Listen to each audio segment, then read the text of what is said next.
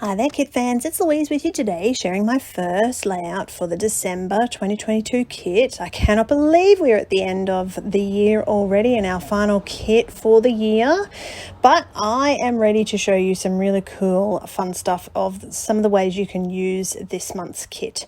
So the first thing I'm going to do is use the first paper that inspired me. So this particular very busy patterned background really needed to be torn, and it really needed to be covered up with some gesso and some mixed media. So first thing I'm doing is mounting it on some white background, and this month is a little bit of an anomaly, pardon my language, for me. I am creating in 12 by 12, which is something I haven't done for a little while. I've been doing lots of 9 by 12s, but I really felt the need to get my 12 by 12 scrapping on today.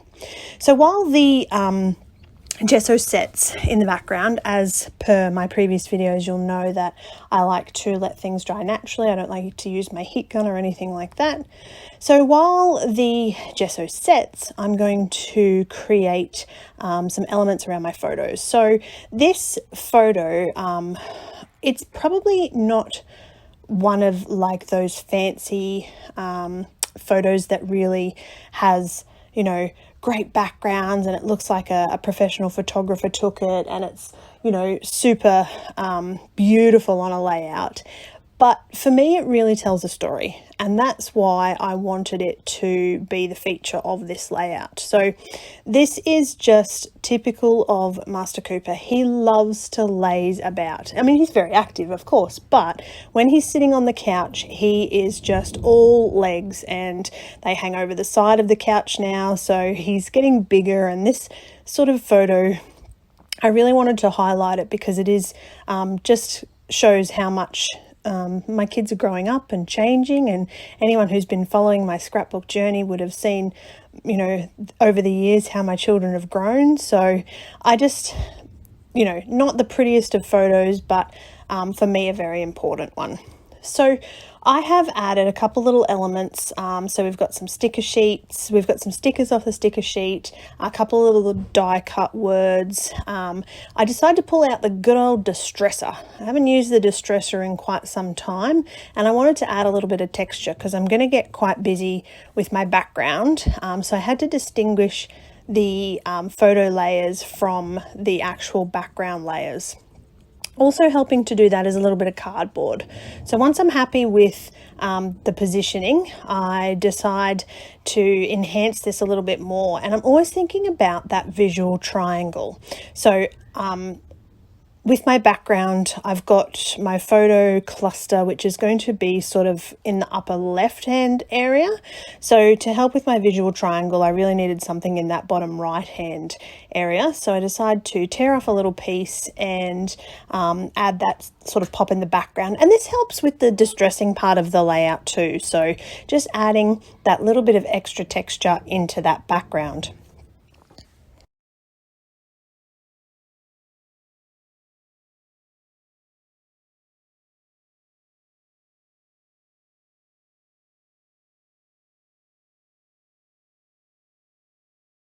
So now that I've got this background worked out, it's time to add some colour.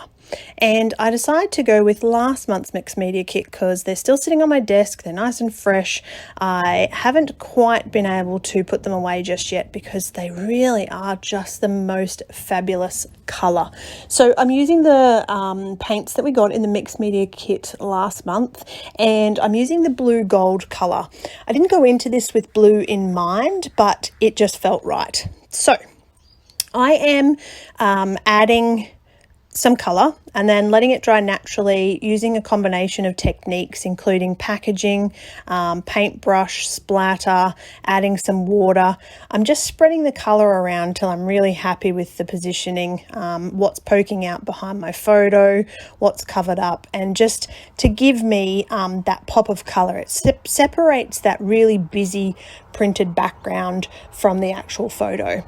So again, I'm going to let some of this dry naturally, and I want some of that colour to pool in those background areas because I need it to actually enhance the colour.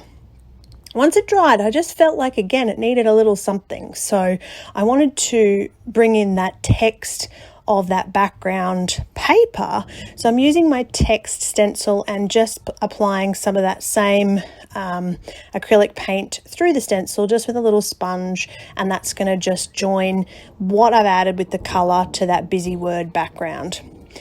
All right, at this point, I'm happy with my background. I'm happy with my cluster. I need a little bit of something else. So in this case, I would normally maybe put a doily or something in the background to just add that separation. But with the fantastic frames that we had in this month, I just had to go with frames. So basically, I'm going to finish off the rest of this layout by adding some more frames all around, a couple of little stickers, embellishments, a few bits and pieces here and there. I'm going to add some sequins at the end just for a little pop of sparkle to go with my splatter. But essentially, I'm keeping this layout as simple as I get with mixed media, and that's going to call it finished. So thank you for watching, and I hope that you enjoyed that little play with mixed media with me this month. Please, if you haven't already, make sure you hit that little subscribe button and check out Kitaholic Kits.